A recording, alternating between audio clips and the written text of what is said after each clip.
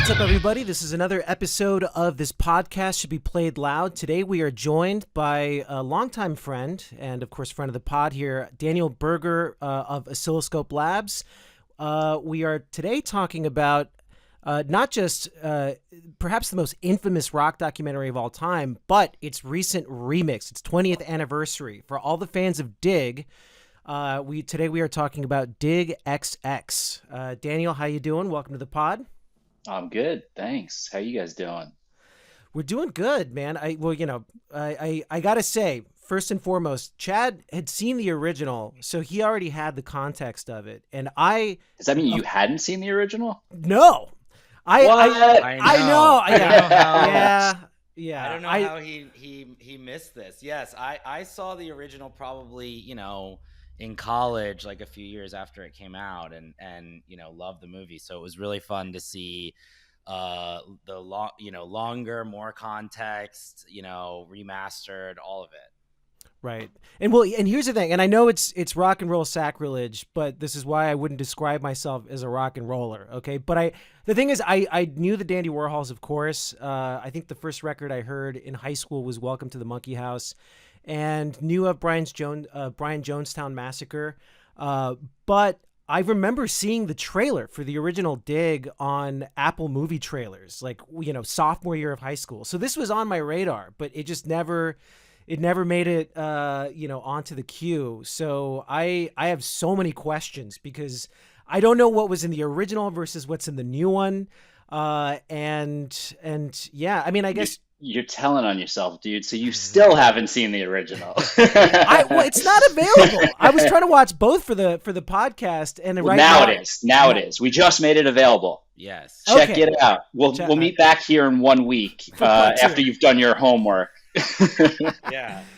I was telling Alan that, it's a really interesting, new version because it's significantly longer. It's an extra, 40 or so minutes of material. And I read that they originally had shot, 2,500 hours of footage, and, right. It was shot over 8 years. And, we'll also talk about the sort of mini DV aesthetics. This is the second mini DV movie we've covered. We talked about 24-Hour Party People as well. Yeah. From what I could tell, and it had been a few years since I saw the original, but the major new contribution was sort of Joel, the tambourine player's kind of perspective and narration. Correct? That's in the original film, Courtney from the Dandy Warhols is really the only narrator, and then in this one, they add Joel's perspective as well, which is interesting. That's for sure, and I think that is definitely the most pronounced difference. And when you watch the film and you see that this is essentially one of the fascinating things about this movie to me is the way that the perspective continually shifts from one band to the other, and you're kind of whoever you happen to be with, it's sort of their movie in that moment. And I think when they had the opportunity, when the 20th anniversary is coming up and we're going to remix this thing, one of the things that really stood out is that in spite of that sort of shifting perspective that the film inherently has, the narration was one-sided. And so there was a very distinct intention in bringing Joel in to provide this sort of counterpoint narration. And I even love the way it sort of introduces itself in this quirky way where he kind of it's almost like record scratch. And he's like, whoa, whoa, whoa, whoa, whoa. Right. This is also our story to tell. And then they just fucking run with it. Right. And so it becomes this really funny kind of A-B call and response. Every time something comes up, there's some other response from the other side. But yeah, I think in addition to all of the extra footage and everything, that is a game changer as far as how the film plays for an audience. Is that true that sorry, Chad, but is that true that before they even submitted it to Sundance, the original cut of the movie was already almost 5 hours long? And eventually they worked to the running time of 107 minutes, which was what the original theatrical release was, right? I don't know the exact length of. I mean, I know that in the editing process, they went from. I mean, this movie went through so many iterations over time, and in part, and actually, like another fascinating thing is like when this movie begun production, when Ondi started making this film, it was not. This was not the film. They weren't. She wasn't following either one of these bands and let alone their kind of relationship, their sort of friendly enemy, frenemy, whatever relationship that they have. It was fully something else. She was following 8 different bands, none of whom had broken yet, and one of those bands introduced her to one of these bands, and it was actually to Anton specifically. And like meeting Anton for the first time, it was just like, dude, this is the subject. Like this guy is fucking out there. Yeah. And it totally changed the whole thing. And so it went through, and that's one of the reasons why, I mean, she followed him for like 8 years. So Damn. the amount of footage is just like gargantuan. And in cutting that down, yeah, I know that there was like a really, really, I don't want to say bloated. I haven't seen it. I mean, maybe it was fucking awesome, but like there was this really, really long version of this that did need to just continually get whittled down. And that was another reason why, with this extra 40 minutes, this was sort of like, there's always some amount of killing your darlings in doing this, right? And this was like, oh wow, we actually get to save some of them now. Like they were, and when you watch the longer cut, like most films don't get better when longer. Most. Sure. There's no fat in this movie, and it grew 40 minutes. So it's like, that tells you something about, how wildly interesting, I imagine, so much else is there. And actually, if you're one of those people who still has a Blu-ray player and likes physical media, and you all should be, yes, there's actually to this podcast definitely have Blu-ray and 4K players and vinyl for sure. Yeah. There's actually even more footage on the Blu-ray that we have coming out.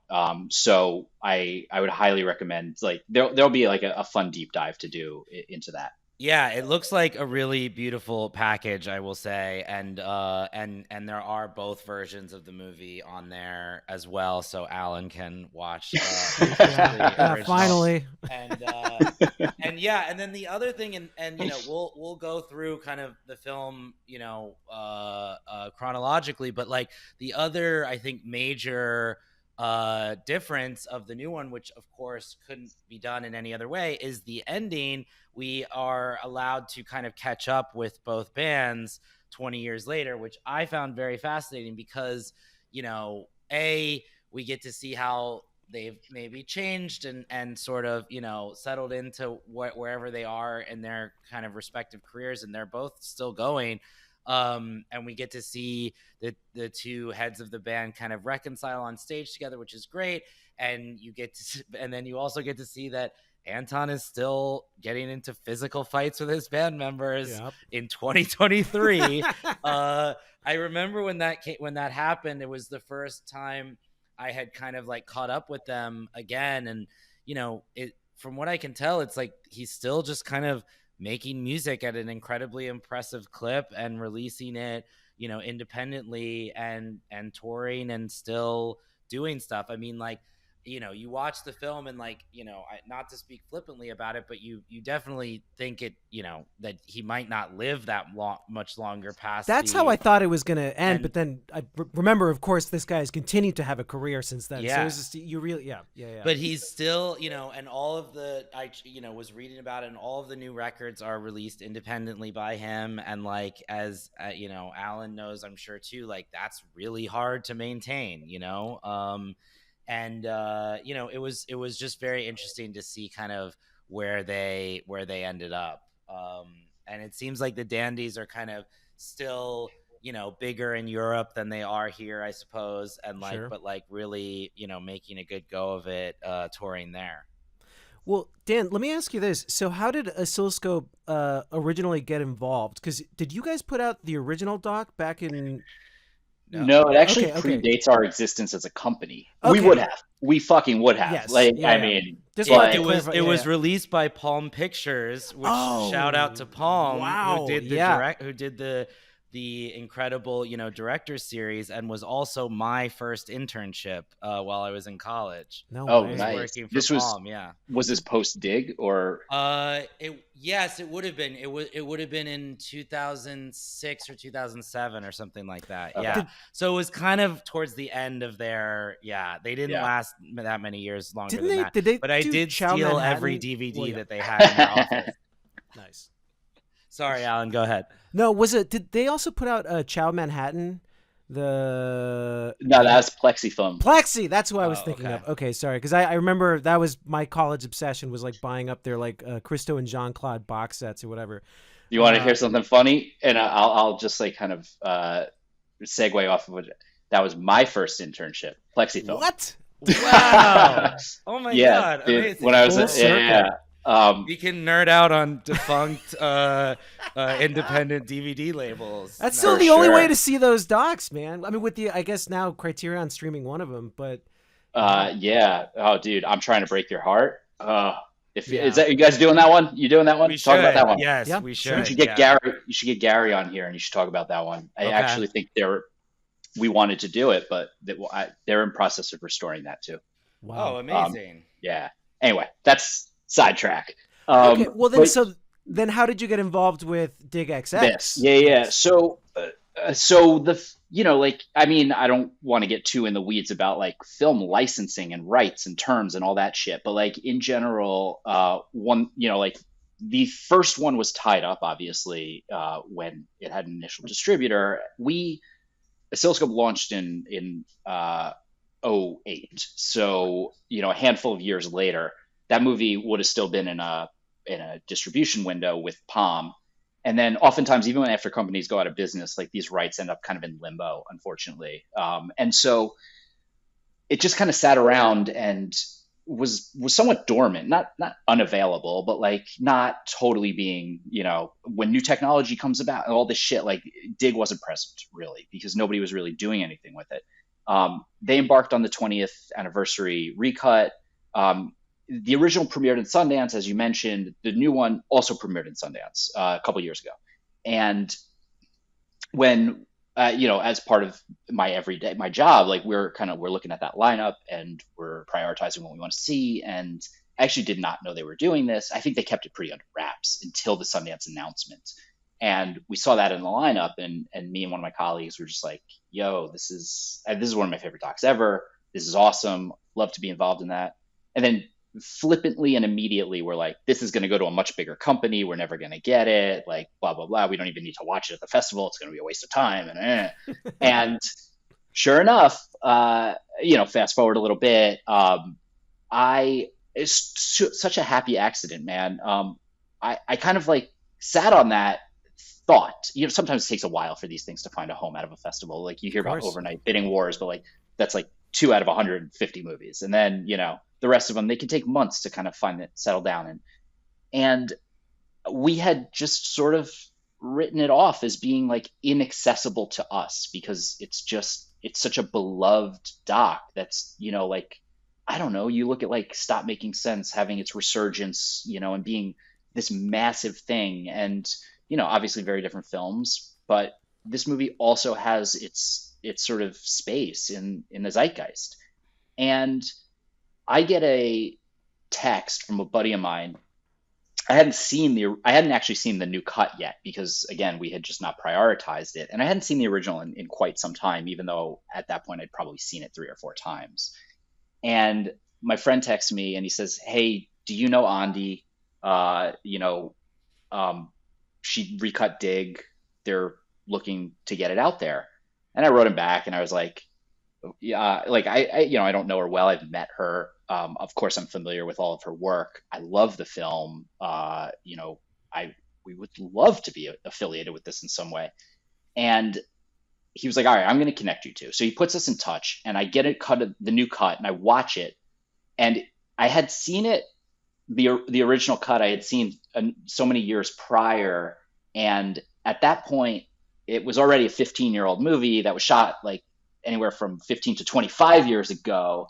And the friend who texted me is somebody who I've probably known for about 8 years. And so nothing really clicked. And I'm watching the new cut, and the friend is Adam Shore, who is the one of the quintessential talking heads in the film. He is Right. the A&R guy who signed BJM to their first contract. Wow. And I didn't even know that. Like, it is just like, this had never come up, and I had no idea, and I forgot he was. So I'm watching this, and I'm just like, oh shit, that's hilarious. And it's like, 30-year prior version of him. He's like really cockily giving an interview in the back of a taxi cab. The music industry. Guy. Fuck that. That guy. Yeah. He's great though. Yeah. He's a great character in the doc. He's awesome. And he's a good dude, and he's still at it, and he's doing some really cool shit. But yeah, so he was the one that hit me up, and so he connected me with Ondi, and Ondi and I started talking, and she had remade this new version with her brother David, who did all the editorial on the new one. And so the three of us are having these conversations, and they'd been talking to other people, but at the end of the day, like, I think everybody felt like there was something truly special here, and that wasn't being seen or recognized elsewhere. It was kind of like whatever conversations they were having, I think they were like, there's more to this. This isn't just like a 20-year-old movie that someone needs to slap on Blu-ray and Apple and move on. And so we talked about like what it looked like to bring this back out to theaters and to have like a really full-fledged reboot associated with it, and ultimately just kind of meshed on the thinking, and the rest is history, I guess. I don't know. But yeah, it was just like, it's just one of those super happy accidents, and we exist in a very small world, such an incestuous community, and it tips into music, and it's like, it's so the fact that Adam happened to just like be a buddy that I didn't even know was affiliated with this film in any capacity. Yeah, just like luck, dumb luck. Right.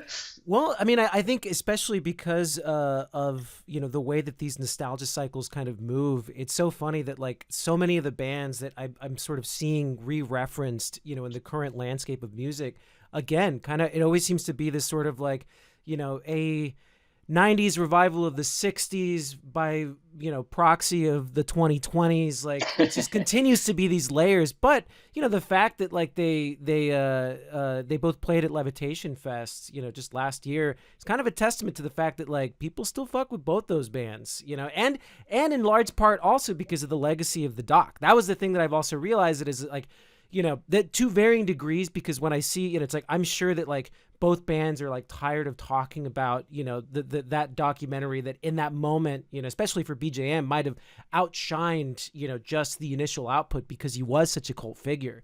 But it's crazy to see that like, yeah, the endurance, not just of the film, but of them as musicians. It's not like, there's still a band that can play a festival. It's not like, these are symbols from or these like forgotten bands, so it does.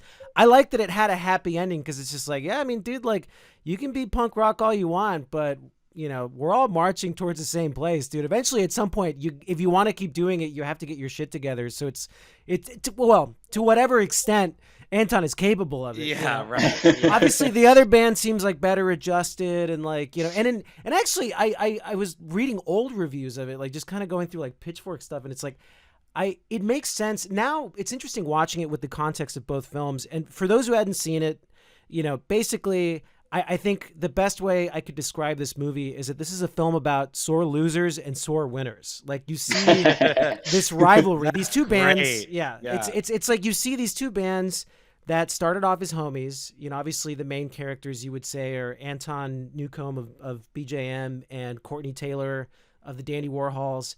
And what starts as, kindred spirits slowly turns into a bitter feud between a band that at some point seems to be only moving upward and a band that is quickly falling to rock bottom, right? So we get to see, warts and all, as Dave Grohl says in the new intro, just like the sex, drugs, and rock and roll part of it. But also, like, to me, the stuff that was the most fascinating was also just like the inside baseball, like the realities of signing to a major label. And yeah, I would say I kind of want to go through parts of the film, because like there are things that like that resonate with me, because I really do wonder who drew first blood in this feud. Right. Like, Well, and Alan, yeah. before you do that too, just more broadly, I think the one of the most fascinating things to me as well, of like watching this as, you know, a kid in Ohio that had no exposure to any of this stuff when I was in high school, like the things that were amazing to me, and I didn't remember, I don't know if this is new or not, but they literally have shots from Amadeus in this movie, Oh, and yeah. this sort of like Salieri Mozart kind of dynamic of like, you know, some and I might be slightly rude to the Dandy Warhols here, but and I don't mean to be, but like the difference between sort of like someone who is obviously very talented and, you know, very good at what they do and had a lot of success versus someone who is a genius, you know. Right. And like Mhm. Well, and that those dynamics are is like flipped. very fascinating to me, and like is explored in this film in like a really great way. That like that's what I hold on to, and what I love about this film is seeing that dynamic play out.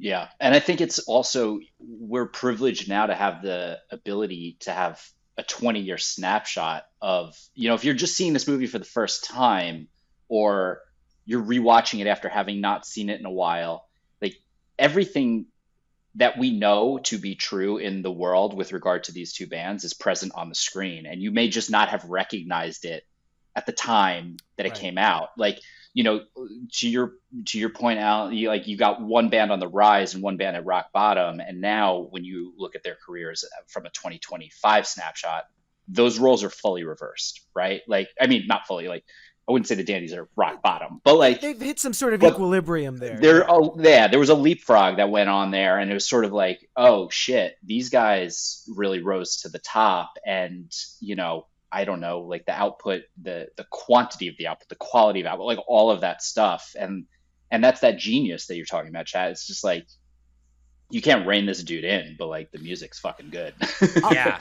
I would argue though that you would have needed, I wonder what would have happened without the documentary, because there are so many bands that, you know, through the years are like insanely prolific, and by virtue of the internet, I think a lot of these things, you know, eventually now you can find your audience if you just have to be a little bit savvy, right? And before it was really, you know, it was still pre-internet gatekeeping, you know, an industry that required A&R, that required labels.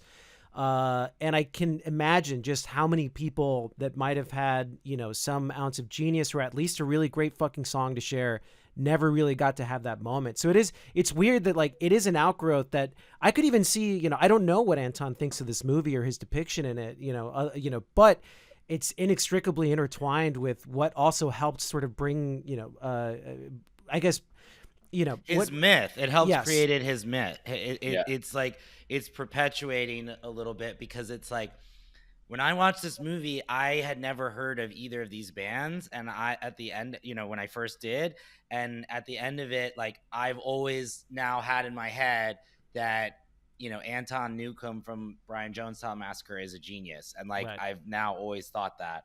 And when I did first see this, I did get into, you know, that band quite a bit, and like, you know, I still think that, you know, their kind of like trio of albums around that time of Take It From the Man, Their Satanic Majesty's Second Request, and Thank God for Mental Illness are like incredible albums that I Right. still listen to. And the one that's not in the film, but I would argue is like a quintessential shoegaze album, is Methadrone. Right. Yes. This is the second one, but Yes. yeah. You know, yeah, we do. So don't be afraid to. We do get deep on the business side on this podcast. There was a whole. We did a Inside Llewyn Davis episode where there's a whole rant from Alan about royalty checks. Yeah, for real. Yes.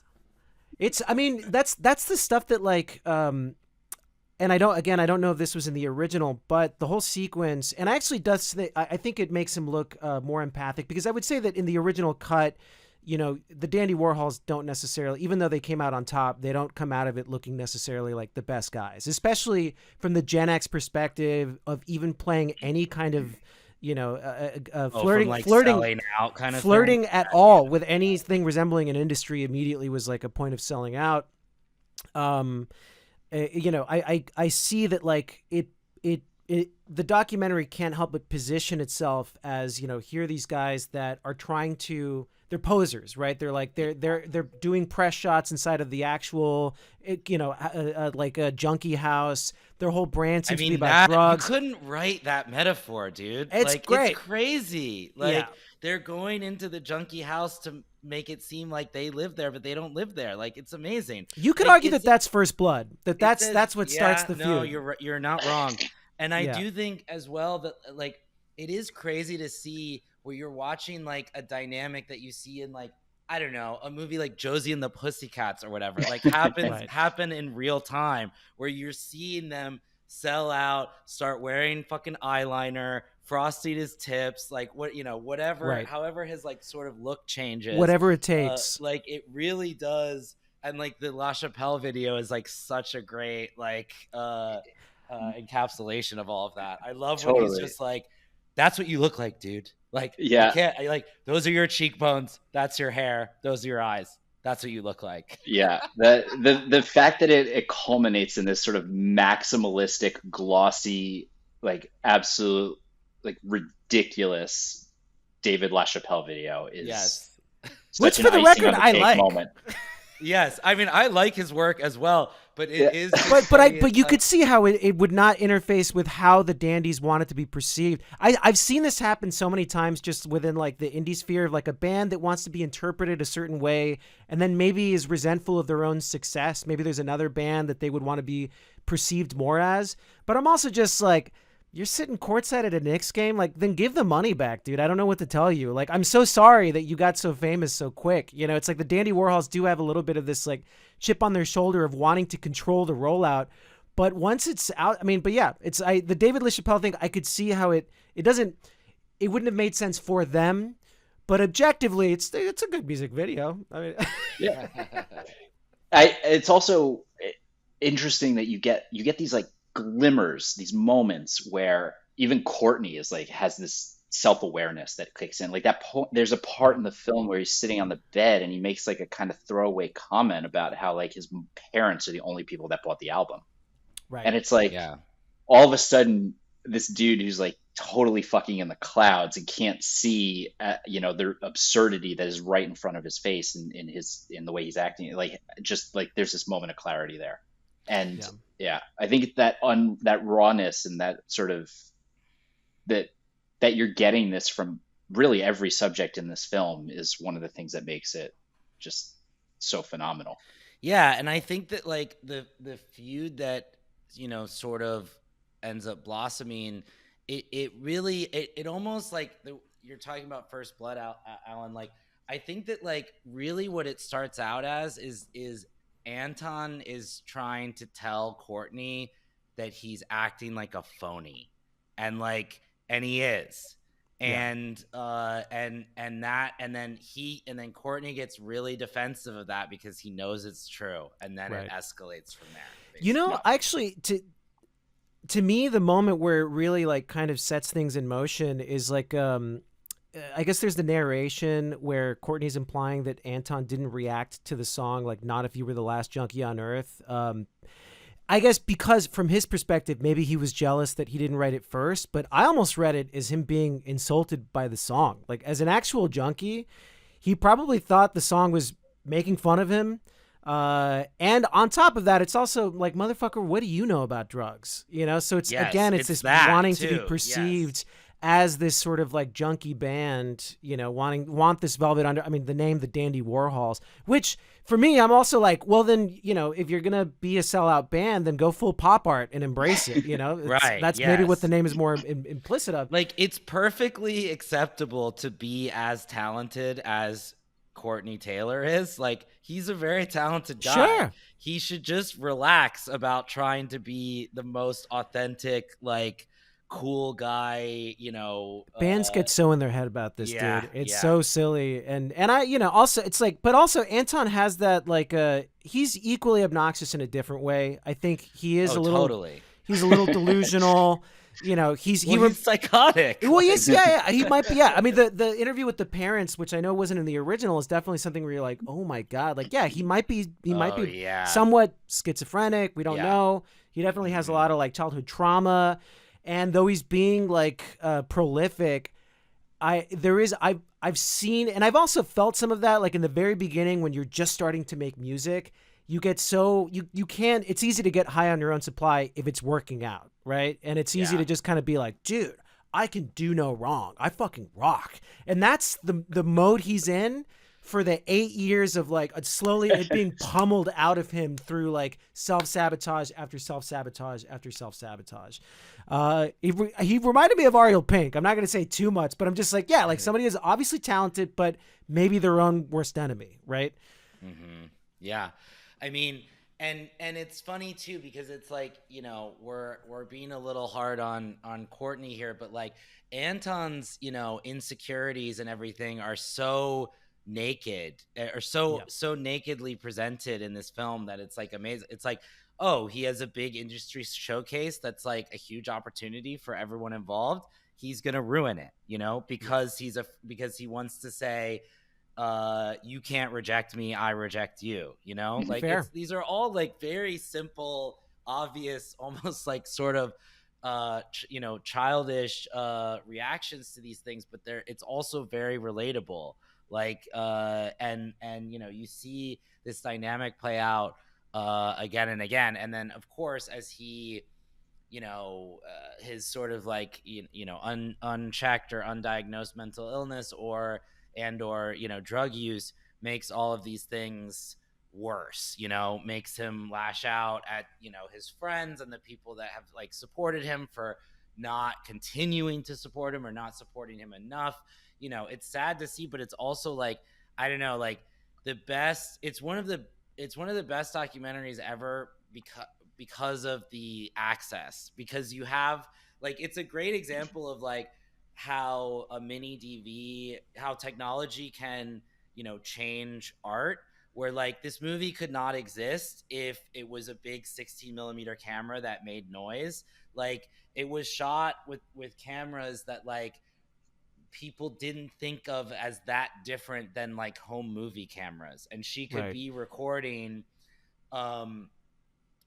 without really people noticing, or without people at least caring. And like the access and the intimate moments that she's able to capture are just like that. It's just fascinating to watch. Like that's what's just so exciting about this movie. I will say like kind of chronicling like the petty jealousy between the two bands. It does, and jealous for different reasons, right? Like the Dandies are still jealous of, that BJM is the superior band, but they're obviously enjoying like their breakout success. I will say it's like it eventually, it does start like BJM, I think, starts losing the plot where it's they start obsessing and they recursively bring up every little detail of like every new breakthrough that they have is now something they want, or they want to create an equal and opposite reaction to. So if it's if it's a big music video, then fuck your big music video. Then it's like, oh, you're gonna sign to Capitol? Fuck signing to Capitol, or please sign us, but then we'll fuck it up because there's the fear of self-sabotage and all that. So it's definitely like, it's not only met with that like sarcastic scrutiny, but I think where they really lost the plot as a band is that every move they're making is purely reactionary. They start losing their own sense of like, why are we doing this? Why do we want to do this? And at least the way that it's portrayed in the film is that because we're not as big as the Dandy Warhols and we are the superior band, right? So that is something that I at least, it's like, and I feel like this is a hot take, but like I like Paul McCartney over all the other Beatles because he's the only one that didn't mind being in the fucking Beatles. Is that a hot take? A lot of people will say John Lennon, but here's the thing. Also, I think the culture has evolved since the release of this film beyond the tortured artist narrative. Like, I don't think you can get away with being an asshole anymore. Like, I think there's that element of just like, I at least respect that the Dandy Warhols, or like, it's nice to see that the aftermath of that is that they live in houses, they get married, and they get to have like reasonably happy lives. Like the thing that I've Yeah, that always sounds thought. better than fist fighting your bandmate on stage when you're 55 years old. You know what I mean? That's the shit I always like. That always got under my skin about like the DIY scene, even when I started making music. Because there's this whole idea that's just like you can't be a fucking sellout. Like Michael Haneke can raise $10 million to make a movie, but if a band takes $5,000 from some like car company to make a music video, it's a mortal sin. And like to me, I'm like, what's not punk rock is like imagining like I don't know like the surviving members of the Fall like taking care of their elderly parents or living in squalor and shit. Like that's not punk rock.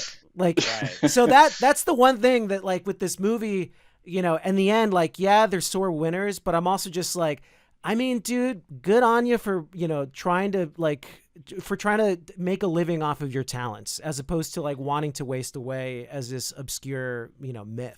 Yeah, I mean, I think that whole like anti-sellout kind of thing has really dissipated, Oh, for Gen better Z or doesn't worse give a in fuck this about culture. this. No, I mean they're It's not at all, they're dude. they're falling all over themselves to sell out. Like that is the new cool thing, is to sell out as much as possible. And also, it's like I mean, I'm sure Alan, you can talk about this, but like with the kind of collapse of like the music industry, like since this movie has come out, like a lot of times the only way for anybody to get a real payday is to sell to a commercial or to a movie or to, as in Anton's case, to Boardwalk Empire, which is probably like the biggest paycheck he's ever gotten in his entire life.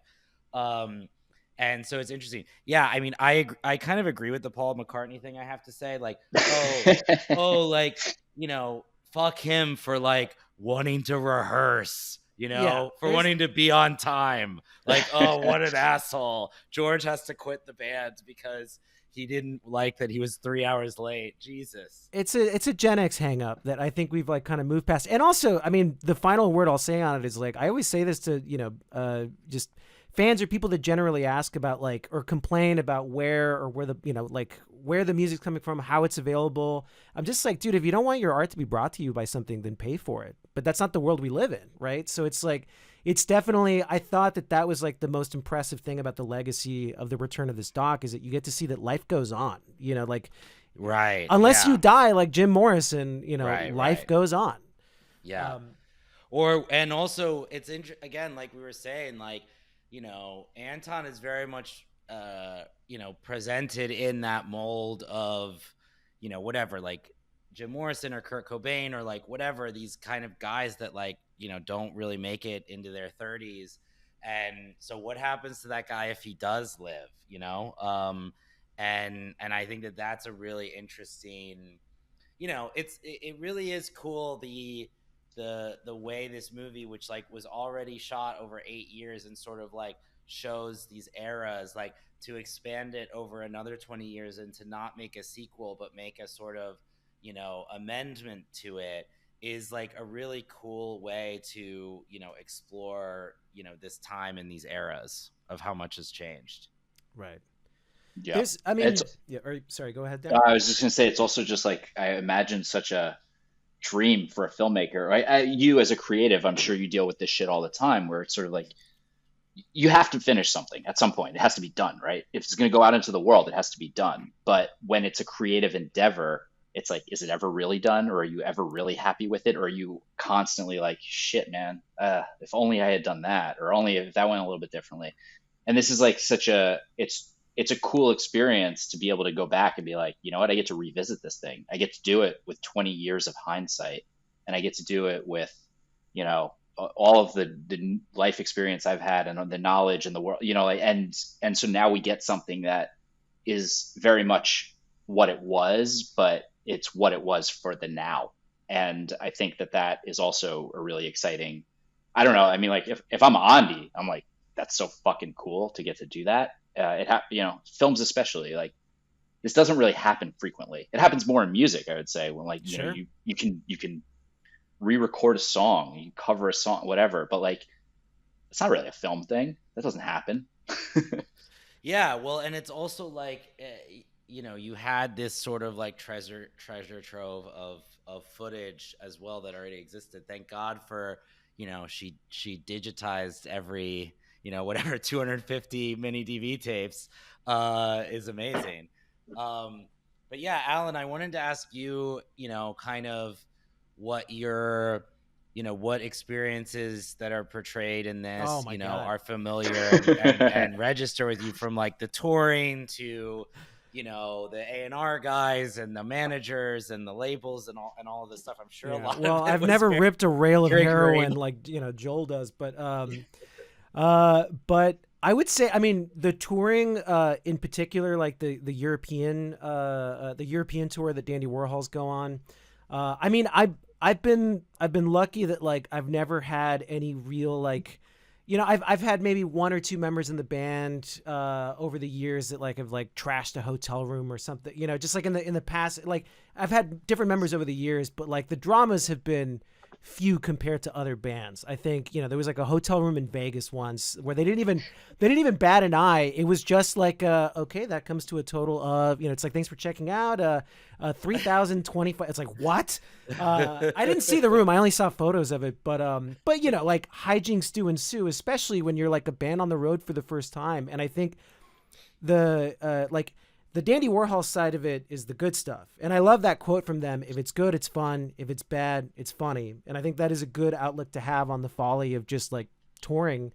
But the first Jonestown Massacre, like, dude, I've had that experience where you're in a small car. They look so cramped in there, and like their amps and their gear are like right behind them. They're in some like, mini SUV. And I can't imagine like in the era before cell phones, where if your bandmate just runs off pissed and wasted, that's your night, dude. You're not gonna find him. And that whole sequence of the movie where they just disappear, like that shit is so real and so in the minutia of what can be such an agony and ecstasy of playing your music live for people, but also getting in the, get your ass in the van when it's done and we got to get to that next city. I think the more, especially the early days when like, you are crashing on couches or floors, you might be playing a house show where that is where you're staying. All that stuff rings so true. And it is, it's definitely a time capsule of something where it's like, purely you meet these weirdos. The guy that they meet in like, I want to say it's like Ohio or somewhere like that, but there's like The house party? You talking about the house party? yes. That shit, yeah, that scene it's amazing. That guy, like, Oh, the dancing guy, the like last yeah, guy dancing at the party. Yeah. I just saw something like, I don't know, like somewhere on the internet where it was like kids today, like legit don't know what house parties are. Like that's just Right. not a thing anymore. And I don't know. It's funny you mentioned the cell phones. It's like it puts the film into a certain setting, a time and a place, and everything. But it's like there's so many of these elements because it is now 20 plus years old, and so uh, yeah, And they have genuine nostalgia about this. I think this is why like the low megapixel camera aesthetic and all this stuff sort of seems to be in the zeitgeist right now, because it is this thing where it's just like you didn't have this one device that also was like, something to pacify you. Like, social situations where just like you had to go out and meet people and put yourself out there as a means of building a community. And that's kind of what a lot of those, like, when I think of, I mean, there were bands. I remember there was this band, Japanther, that was like the band that everybody knew, was like they exclusively played the house show circuit, and they didn't really, Mm-hmm. occasionally they played real venues, but that was their thing. And they rolled up with just a drum kit, a bass, and telephone, like payphone microphones, and that was the whole thing.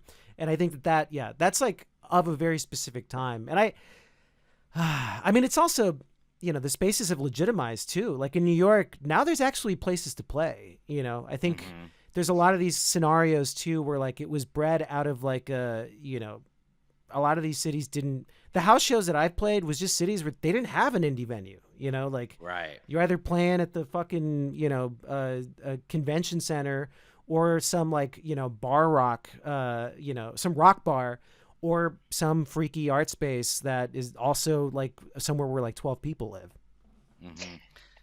I did. There was a part to it that even this is very. These guys live very differently than I ever have, but I did relate to one part of when the guy who's kind of their tour manager and is quitting. but he still lets them have his van. Yeah. When Alan and I made his music video for Toyota Man, I was the only person with the band that had both a credit card and a driver's license. So I guess I got the van. Oh yeah. So I did relate to that. And and we also did get pulled over driving through Texas as well, like that scene. But I would have never told the cop, "You're free to search my car. There's nothing in here." That's that, like, the absolute fucking height of cockiness, right? Yes, it's like you're like, yeah, go ahead, search the car. That definitely has drugs in it. Yes. Like, what the fuck? Yeah. What are you doing, dude? That's like, but that's also his personality, just really summed up. It's like you're just like not attuned to reality. Yes. Yeah. Well, he definitely has, and I mean, again, not to diagnose him, but I think this is a sort of symptom of schizophrenia, is like he has a God complex for sure. Like, and there's parts of it where he talks about, like, basically, he should be treated as a god, and I think his one of his guitar players, the John Lennon, Denver lookalike kind of guy, Matt Hollywood. Matt Hollywood, great name. Yeah, actual name. Yeah. He said, he says you're not a god. Like, this is not how this is going to work. He's the one that sort of seems to get get abused the most, like he's, and it seems like he wrote some songs and, sang some and was a big contributor to the band. I mean, Joel seems like an amazing, like, vibes ambassador, but, like, I don't know how much he's contributing musically. But yeah, Matt Hollywood. And I mean, again, that's a really interesting scene as well, is when they really have their falling out, and Anton needles him by playing his song and singing it, like, I thought that was an interesting sort of microcosm to the feud with the Dandies, where his sort of revenge on them is to, write a song about how they suck, Dan, as a result of this movie, like, have you gotten to meet any of the members of either band, or was that also just like I'll stay out of that. I'll deal with the filmmakers. Yeah, I mean, the only one that I've had, like, real legitimate contact with, like, is Joel, actually, who's a super nice guy and, like, legit has his shit together. Like, today, legit has his shit together. He's the author. We should say he wrote a book about this time in his life that I think is probably has to do with why he ended up, doing this narration, right? Yeah, and everybody should read it. It's fucking cool. But, like, yeah, he's written, he contributes to other publications and stuff too. But, like, and talking to him about this stuff it's funny, because it's kind of like, I want to be careful with what I say. Like, like, everybody kind of, Anton's very unpredictable, right? So, like, if Joel is still a member of the band, so you kind of have to, like, be really diplomatic in the way that you deal, because who knows if some random thing gets taken the wrong way and then, like, a blow up occurs or some other thing. And so, but Joel was essentially, for us, he was kind of the representative of the film, like, when we're reaching out to press, things like that, because he's exceptionally reliable. And a lot of people are not. A lot of these people are not. Well, we should say his book is called In the Jingle Jangle Jungle. Joel Guion, is that how you pronounce it? I think? Yeah. Yes. I'm sure it's great. It sounds really interesting, and, like, to dive even further into this world, I'm sure he saw and experienced a lot of crazy shit. So yeah, totally. And like, but we had sort of, when we brought the film to Portland, Oregon, which is home base for these guys, for some of these guys, or at least it was. Still. Like, Zia came out to do a Q&A. Zia from the Dandies. She's a realtor. Like, legit, that's what she does now. Like, I don't know, like, fucking life moves on. People figure their shit out.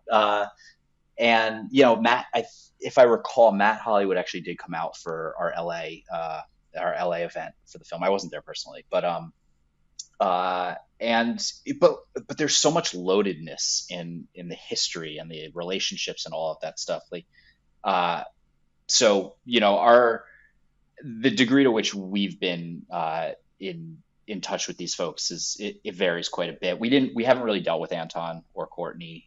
Anton is, if I recall, I believe Anton's living in Australia right now. And but they're like, everyone's still playing. They're still active. They're still rock stars. They're coming. I'm seeing them in like a month and a half or 2 months or something. They're coming. Nice. They're coming here. Yeah. Nice. And I actually saw them a couple years ago, and you know what? The whole show went off without a hitch. And there's a small part of me that was like disappointed. Like, you want to see the blow up. Yeah. They legit just played like a great set, and then they left the stage. And it was just like, all right. That's great. Good for them. Yeah, a surprise in and of itself. Yeah. That doesn't surprise me that, I could see Anton kind of having, like, almost being like, that is a film that is separate from me, and like maybe hasn't even seen it. Like, I wouldn't be surprised if that was his sort of attitude. Like, he has seen it. Okay. He's definitely seen it. Yeah. And it's funny. Like, I can't remember what one of you said this before. You're like, we don't know what Anton thinks, or I don't know what Anton thinks about the film. I can tell you, like, what Anton thinks about the film depends on the day you ask him. Legitimately, yeah. But for a guy who's like never going to feel like something's finished, like, you're always going to find stuff that doesn't work for you. And but I think the film really legitimately has a large part of, or is responsible for a large part of these bands' trajectories over the years. Yeah. Not to take anything away from the music. The music is obviously amazing, but if this film were not this film, I don't know if the BGM would be where they are now. Yeah. I don't know. I mean, you like to think that like the cream will rise to the top and quality will, but like, we know that shit's not true. No. And I mean, it happens sometimes, but like, it's not a given. And genius or not, like, I'm sure a lot of geniuses fall into obscurity. So it's absolutely. And, I mean, for every person that's just like, oh, that dude's crazy, there's probably also another person watching the doc that's like, this guy's like my soul brother. I'm sure there are a lot of people that like identified with him and got into his music as a result of that, so that can't be denied, and I would say it's like, yeah, you don't get to play Levitation 20 years later if you didn't speak to somebody, and if it through your music, not just the depiction in this documentary. I would say, I mean, I'll give credit where credit is due, because I did listen to, 13 Tales of Urban Bohemia. I didn't like the title, so I don't think I got as into it. But that was like on rotation in high school, as well as Welcome to the Monkey House. I think my introduction to the Dandies was the song "You Were the Last High," which I still think is like one of their best. So, shout out to the Dandies. You're both legends, baby. You both, in the end, you both won. Yeah, exactly. Yeah. It just took time. I was glad to see them play together and sort of hug it out at the end. Because, I think, like a lot of I think the other thing that's kind of great about their rivalry is that they kind of both make each other better, like, I definitely think like that, any good rivalry. Yeah, exactly. Like, I think especially that's true of the Dandies, where like you see him and I've had friendships like this with like other filmmakers or other artists or whatever, where you like see when you really admire someone, but you're also friends with them, you can start to sort of see your decisions and your work through their eyes. And like, sometimes that can be sort of, it's bad when that's stifling and makes you think like, oh, this person wouldn't like this, so I'm not going to make it because I don't want to embarrass myself. But it also can be a positive influence, that voice in your head that makes you like push it further or work harder at it, or do the more unique thing, or the more bold thing, I should say. which I think you see Courtney kind of going through that in his own way in the film.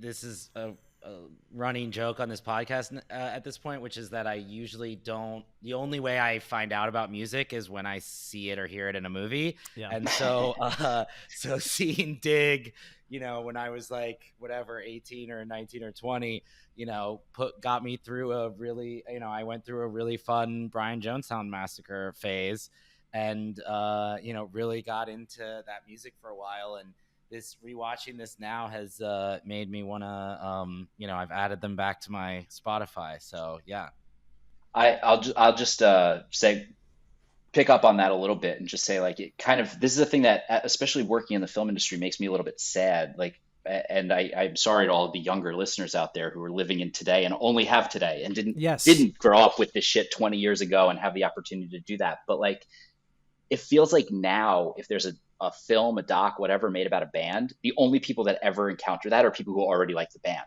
Yeah.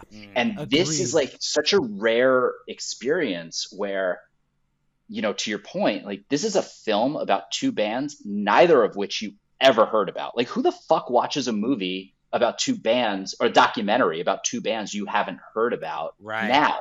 It just doesn't really happen. And so I feel like we were so fortunate to be able to have that experience. And this movie, it hit at the right time, it hit with the right bands, and then you have this like ability to catapult these guys into the stratosphere. And now it's sort of like, all right, find the fan base, market to the fan base, get the fan base to watch it, and then move on. And that's, I don't know. We need more discovery through this stuff. Right. I agree, and I think it's a good point, and also has to do with, sadly, I think the state of, rock docs in general that are also just, and there's definitely counterexamples to this, but a lot of them are not much of movies, like where they're really it's just the Wikipedia article equivalent. Yeah, it's either the Wikipedia article, it's executive produced by the artists themselves. Like, it's a sort of like sanitized version of, their story that, like, it makes them look cool and is a sort of like myth-making thing, where this like movie, has a narrative, has characters, has conflict, has themes that, you can just watch, as an entertaining film. Like, again, we said there's, thematic similarities with like something as old as Amadeus and a conflict as old as Mozart and Salieri, even though I know that was mostly made up. But it's like, it's there. You're right. You could sit somebody down now and watch this film and they've never heard of either of these bands, and it's a compelling story. And I don't think there's that many rock docs like that. Yeah, for sure.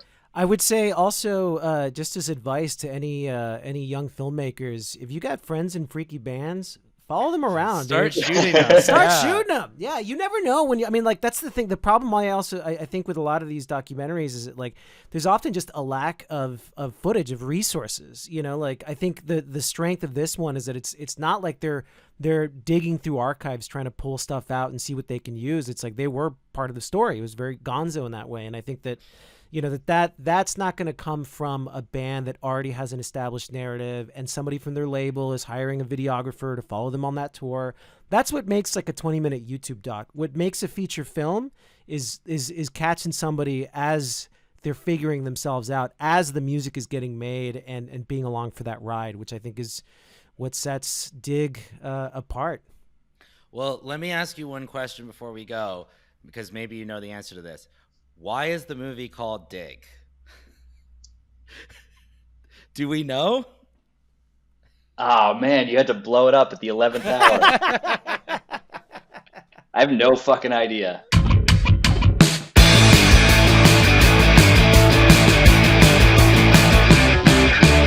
Thanks for listening to This Podcast Should Be Played Loud, created, produced, and hosted by Chad Harbold and Alan Palomo.